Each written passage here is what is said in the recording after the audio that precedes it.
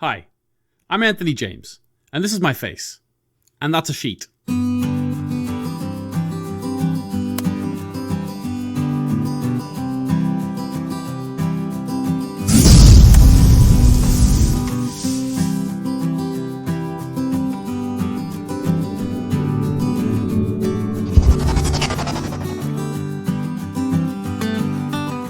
Hello! I guess you're wondering why on earth I'm showing my face. Well, I'm early enough in my YouTube career, I thought I'd take a risk. Also, the fact that lockdown's coming to an end, I'm going back to work, I'm not going to have enough time to do videos.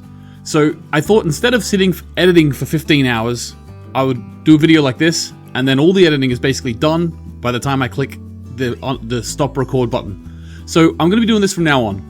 Hopefully it goes well. Now, if you're someone who loves the video essays with all the edited footage and edited photographs, that will still be happening. Less frequently, but it will be happening. So I'll be putting up one maybe every couple of weeks, hopefully at least 2 a month. That's what I'm aiming for. But from now on, I'm going to be doing a lot of my videos like this because it helps me with the timing. And it means I can keep getting more videos out for you guys so I can give you my opinions on new shows coming out, opinions on dark theories and things. I'll be doing mostly like this. Now, my plan is eventually, in the next few weeks, to start doing a weekly show. I'm not sure what day it will be, I'll keep you updated. But I'd like to do a weekly show where I actually, maybe an hour, hour and a half, where I go through my reviews for the week, I go through the news for the week. If you don't want to watch the whole show, that's fine. I'm going to cut snippets of it and put it up on YouTube as well. So that's basically going to be a live stream where I'll give my video, I'll record my videos, and then you can watch them later if you want. But if you want to watch me do it live, then that's cool. You might notice already that I've stumbled over my words a few times. Now that's going to happen quite often in the first few weeks, first few months of me doing this. Whenever I make a video, I write a script, or I have a pretty good idea of what I'm doing, and then I'm able to do each line over and over and over again until I get the perfect thing, perfect pronunciation, all that sort of thing, what I want to do. This is going to be a bit more raw than that. So I hope you don't mind. It's going to be a bit more like the podcast, where it's just sort of me speaking, giving my thoughts. There might be a little bit of dead silence here and there. I'll try not to do that. But this is the way where I can get the content out to you as quick as possible, as well as give you my thoughts on opinions on shows. To be honest with you, I've been watching too many shows to make videos on. And that's why some of my videos were getting to the point where when I gave a review on a show, I would only put a picture every 2 minutes or 3 minutes. I didn't want to do that. I didn't want to do that to you. You don't want to just look at a screen and just see a picture. So I thought I had to give you some different kind of content. That's what this is. So hopefully you don't mind that. Look out for the Anthony James Show. You can see the branding underneath me. I'll be doing a weekly show, hopefully starting in a few weeks. Until then, I'll just be doing videos like this so you get used to it. And also, even more importantly, I get used to it. Okay, so I know that there's a little bit of news out about 1899 recently, so watch out for a video about that. I'll be doing something like that, hopefully in the next few days. I don't know in terms of the upload structure, in terms of the After Dark podcast. We'll see how I get on. Before I get into my Expanse review, make sure you follow me on Instagram and Twitter. The links are right, all the links are right next to my head here. Where are they? There they are. Still getting used to it. And the After Dark podcast every Monday is released on YouTube. It's also released on podcasting apps. So if that's the way you want to listen to it, if you're someone who wants to listen to a podcast, excellent. That's a podcast in which my friend Conrad goes through Dark episode by episode. He's never seen it before. And the people who listen to it will know some of his theories are crazy off the wall. So check it out. Also, as always, if you want to comment below, give me your thoughts. Tell me I'm wrong. I don't mind. All right. So let's get into the meat and potatoes. The Expanse. This means my hair back. We're getting into the serious stuff now. I kept my hair down so I looked like the photo, the little picture. I think I look pretty close to it. My wife did a good job drawing it, so I wanted to look as close to that as possible the first time you saw me. This is what I usually look like. Usually I have my hair back. Usually my beard's a little bit more trim than this, but lockdown and all that. Anyway, The Expanse. Right, no better place to go than to Wikipedia. So The Expanse is an American science fiction television series developed by Mark Fergus and Hawk Ostby. Hawk Ostby? What a name. I'd love to be called Hawk Ostby. Right, it's actually based on novels by the same name by James Corey. Now, I will say, a few commenters have asked me to review this show for quite a while now, and apparently there's a big, strong fandom of this, to the point where it was originally made for Sci-Fi, and then it got cancelled after 3 seasons. And then the fans sort of uproar, a bit like when the OA was cancelled. However, nothing happened with that, unfortunately. Amazon Prime came in and said, you know what? We'll give it a go. And they bought the rights to it. Now, I've also been told by a commenter that apparently, now I didn't actually look into this, maybe I should have, but I'll trust them. Apparently, the writer's room and the writer's room is the same as when it was on Sci-Fi, so it's been consistent the whole way through, which is a really good sign. It means that actually you're going to get that consistency. You're not all of a sudden going to see a massive change just because it goes to a different studio. It's also apparently got the author of the book, James Corey. He's apparently in the writer's room. Now, that obviously is fantastic, because if you remember Game of Thrones, those first few series, whenever George R. R. Martin was heavily involved, he wrote even a few scripts for a few of the first series. It was a much better show. Once the original creator goes away, I don't know. It also makes me scared for The Last Airbender that's coming out. The original showrunners of The Last Airbender, the anime, they have pulled out for creative differences from Netflix. So this show, The Expanse, seems to have done the right thing, and they're backing and they're working with the author to try and make it as as true to the original text as possible. Although I haven't read the original text, I will admit that. Right, so the show is about a near/distant future, I suppose, where Mars, Earth, and the asteroid belt are all sort of separate governments. Well, I suppose the asteroid belt is sort of a subsidiary of the both there. That's where people go to mine the belt to get resources. And there's sort of a Cold War going on between Mars and Earth. And there's an uprising in the people who were born on the belt called the Belters. And because they feel like they're the downtrodden, and they feel like they deserve more. So there's an uprising going on with a some would call a terrorist organization, or some other people might call freedom fighters, depending on which side you're on.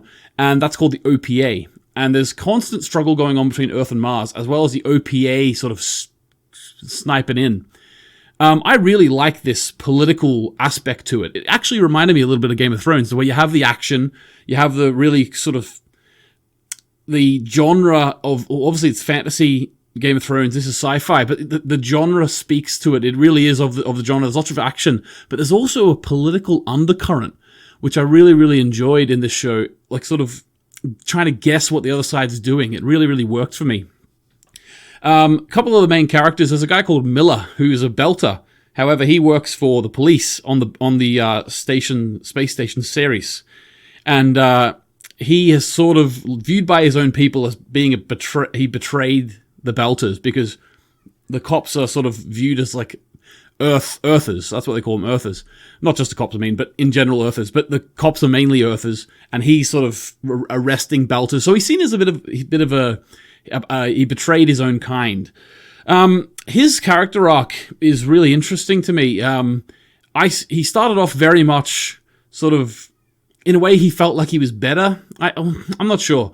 I got the impression that he felt he was doing the right thing by being a cop.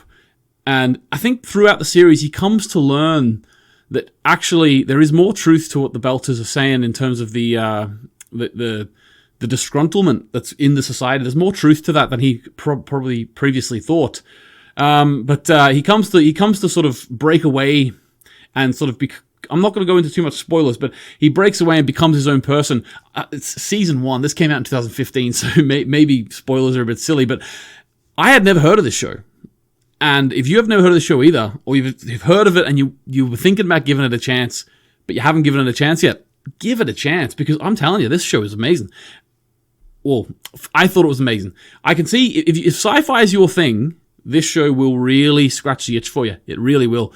So Miller, who's the cop, he goes on a journey, and he's sort of separate from a lot of the rest of the cast the whole time. He's separate. He's looking into a murder of someone called Julie Mao, and Julie Mao he comes to find that she sort of went out on a spaceship into the middle of nowhere. No one knows why she went out there, and that is actually the central thread that runs through this storyline. Julie Mao, where can we find Julie Mao? Now, we eventually do find Julie Mao, and I'll get into that in the spoiler section. And I don't have a pop-up for the spoiler section, but I usually put the red thing up. I don't have that right now, but I'll heavily tell you spoilers now, okay? Just be wary later on. So, as well as Miller looking for Julie Mao, there's also different characters who are... What's the right word? Are they miners? They're like haulers. They go out and they mine the asteroid belt and they bring stuff back to the space station. And there's a number of characters in there. And there's one that's...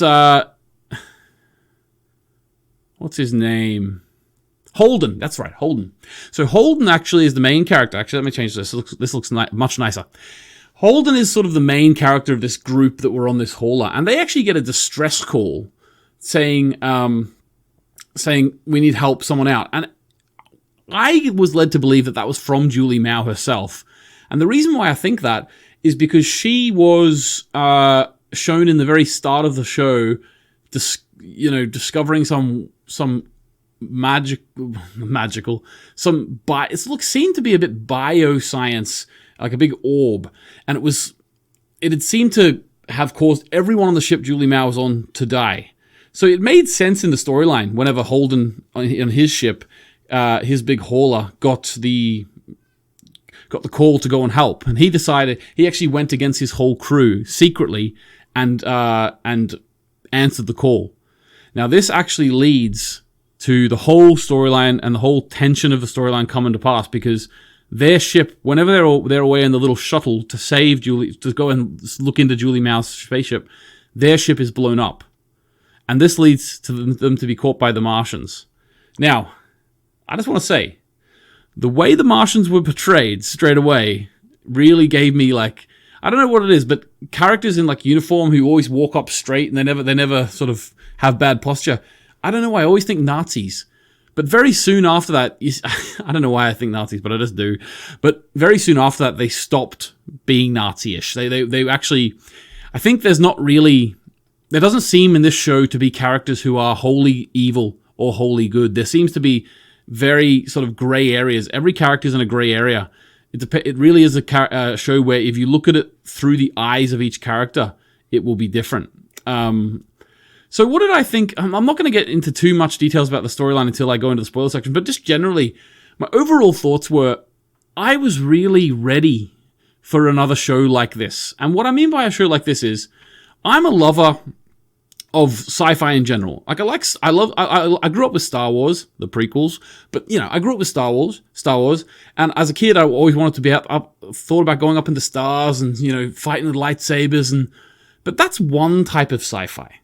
That's almost, I would hesitate to call it sci-fi. That's fantasy.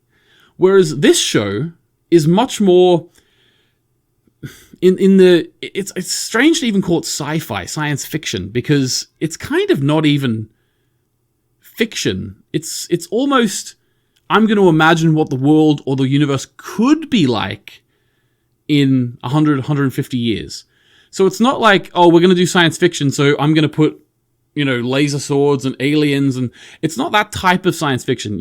I think you know what I mean. It's more of in 200 years, it could look like this. A bit like Interstellar, I suppose. It's a bit like Interstellar. It is a science fiction show, and it is very much fiction, but it is sort of trying to be grounded in reality. Things don't just happen because of midi-chlorians. You know what I mean. So they're trying to ground it in reality. I really do like shows like this. As I say, I love the fantasy sci-fi, but I love these type of shows too. So I would actually really recommend watching this show. The first few episodes, my wife would tell you, it doesn't grip everyone. The first few episodes are slow moving. However, slow moving to a certain extent, but they are fairly slow moving. And I put that down to a little bit maybe the show is not very vibrant in color. It doesn't have a load of quips and really funny stuff straight away. It doesn't have a lot to pull you in straight away. It did have enough to pull me in, but I'm just saying from my own experience, my wife didn't really get pulled into it, but she was sort of watching over my shoulder. And as it went on, it became more and more and more compelling, to the point where once I finished recording this, I'm going straight to start season 2. And I've been really waiting to record this so that I could go and watch season 2, because I've been waiting for it. I have no idea how this show passed me by. I really, really don't. It's got everything you want from a show like this, even down to you know how like space shows and films, especially these type of ones which are sort of grounded in reality a little bit.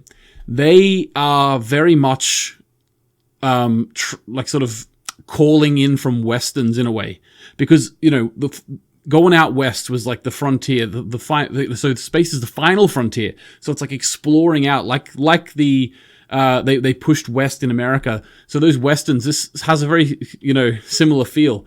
It doesn't go full on like yippee-ki-yay and everything like that, but there's a few sure thing, partner, and there's a few allusions to it, which is really, really great. All right, I'm going to get into the spoiler section now. So if you don't want to hear any spoilers, you want to go and watch this great show, off you go and watch it. Everyone else, stay in for the spoilers. Okay. Are they gone? They're gone. Right. So I really, really enjoyed where the mystery went. I liked the fact that we thought... Well, I say we, it's me, really, I'm thinking of. I thought the whole time that Julie Mao was going to be alive. And I thought that they were going to find her and she was going to give us a load of information. I suppose she did give you a load of information, but I thought that I thought she was going to become part of the crew, in a way. I thought she was going to become part of the crew. And when she didn't and she was actually dead, I was like, oh, that's interesting. I like it. I like that she died, and she seems to, and a character even said whenever they were taking the spores off her, because she died from it seemed like she was infected by a biochemical weapon of some sort. And it's sort of like a pulsing black orb that sort of, it seems to leech life. I'm not sure, it's like a bit of, like, it reminded me a little bit of mold or moss. Like when your bread gets moldy and you have to throw it out? Well, it reminded me a little bit like that. It was sort of growing out of her and becoming fuzzy, and I thought to myself, this is really interesting. And then one of the characters who was like sort of taking samples off her, he said that, she's going to help everyone. Now, I don't know if there's any nefarious reasons for that, why she's going to help everyone.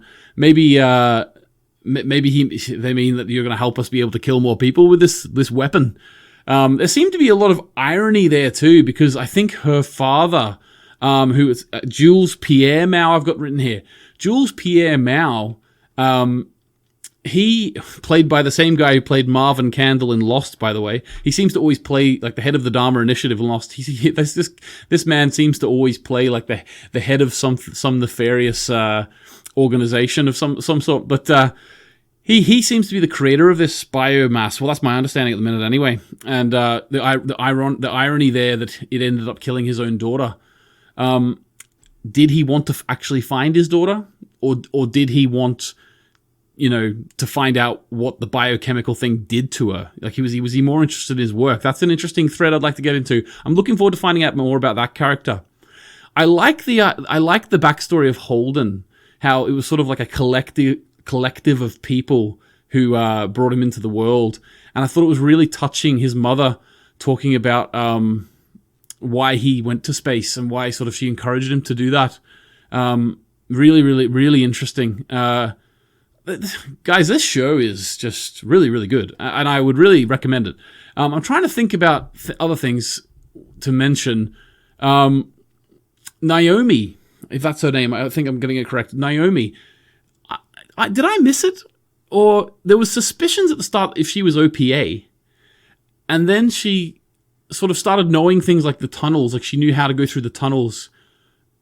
Is she OPA? I think if it has been, I missed if it was revealed, I missed it. It seems to be heavily implied that she maybe is OPA. Wouldn't be surprised either way, actually, but she seemed to have a fair bit of knowledge, a fair bit of training, and she was obviously much more qualified than the post she was in, so she could be OPA as well. Lots of mystery in this show, which I wasn't expecting. And also just lots of interesting character turns. Oh, and it's such interesting world building as well. I really like the grungy nature of it, and that's probably maybe another reason why it wasn't very hooking at the very beginning, because the grungy nature of it is actually quite off-putting. You know, in a way, like, you know, you imagine space travel to be like, you know, the thing of dreams and you know, I want to go, it's a final frontier. And then you look at the station where all the belters are, and you're just like, what? So it's this really dirty, it's like a scummy area of town, and you're not allowed to leave, and there's no like outside. It just isn't appealing at all. And I think that's one of another thread of the show is they're trying, and the belters even mentioned it, I think. We on Earth, as humans on Earth, take for granted our planet. And I think there's a central theme that we take our planet for granted, and the belters who aren't born on our planet, and they can't even live on our planet really because they have to be in water because they're not used to the gravity. They are very envious of the humans on Earth and Earthers because they are able to live, and they don't appreciate the beauty of their country, their beauty of their world. And there seems to be a deeper message there, whether that's just for the first series and just to sort of set up this tension between the belters, or whether that's going to be explored as a theme throughout. I'm interested to find that out too. But yeah, so The Expanse is a good show. Thumbs up for me. I can't wait to watch the next season. I'm sure that if there's anyone out there not watching this and you haven't seen it yet and you really, really like sci-fi, give it a go. I really, really enjoyed it. Yeah, another thing is, this is a bit of just a funny point. The main character, it took me about two episodes, Holden I'm talking about, 2 episodes to realize that it wasn't Kit Harington. He looks exactly like him. He looks, what's going on? So, I don't know, and this was made like 5 years after Game of Thrones came out. Did they hire him just because he looked exactly like him? Now, don't get me wrong, he's a very good actor, but it's very rare that you see 2 actors who look almost exactly alike. I think they look, maybe Katy Perry and Zooey Deschanel, they look really alike too, but it's striking how much they look alike. Go and look at it if you didn't realize that already. Right, okay, so that was The Expanse Season 1 review. Now, hopefully, you weren't too put off about, like me, my face being here waving. I'm still getting used to it. I'm still glancing down at the monitor too much, I think. I'm not used to just looking straight into the camera, so forgive me that for the first few of these. I will get better, I promise, but this is the way it's going to be, not all the time, but going forward, this is going to help me get the content out to you guys. I'm looking forward to starting a show like the Anthony James Show, where we go through the news and we go through things, all the different reviews and stuff like that. And I'm also going to, obviously, but if we do it live, some of you can jump into the chat as well, and you can have an effect on the show as it's going. If there's something you want me to look at, I can go and look at it straight away and stuff like that. So I think it's going to be really fun. I'm really excited. I've had a really good start to YouTube, and I'm really appreciative. But to be honest with you, everything needs innovation. You're not successful without taking risks. So this is me taking a big risk, and hopefully, you come with me with it. The podcast will still remain just audio. Conrad hasn't been able to set up anything like my setup here. I'll put a picture up on my Instagram of my setup here. I didn't have to buy anything for this setup. This is just this is what happens when you are eternally wanting to be creative and wanting to have a creative life, and just never having the time for it, or just always getting sidetracked. Well, you know what? I've got the time for it now, and I'm putting effort into it. So all this stuff I already had, just from projects that have been lying, in the graveyard of Anthony James projects. But this project is something that I'm really, really keen on. I'm so glad that you're all with me on it. If you would subscribe, it would mean the world to me. If you listen to the podcast every Monday, even better. Even better than that, listen to the podcast on an audio app. We're trying to get those subscribers up. It means a lot to us. Thank you very much. And I think that's me for this video. So, goodbye. I know that's our sign off for the podcast, but you know what? I'll use it here as well until I come up with a better one. Goodbye.